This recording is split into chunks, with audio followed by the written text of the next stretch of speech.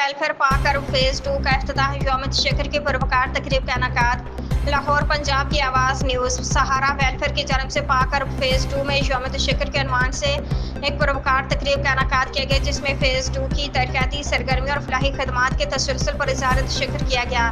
तकरीब का बाकायदा इफ्तिताह गल्फ कुरैश रोड पर वाक़ मुकाम पर किया गया।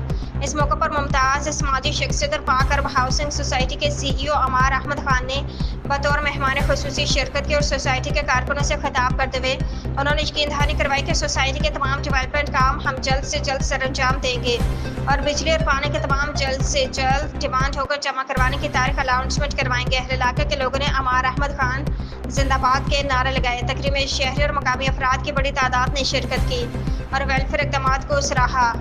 सहारा वेलफेयर की इंतजामिया का कहना था कि खिदमत खल्क का ये सफ़र मुस्तकबिल में मज़ीद वसअत इख्तियार करेगा।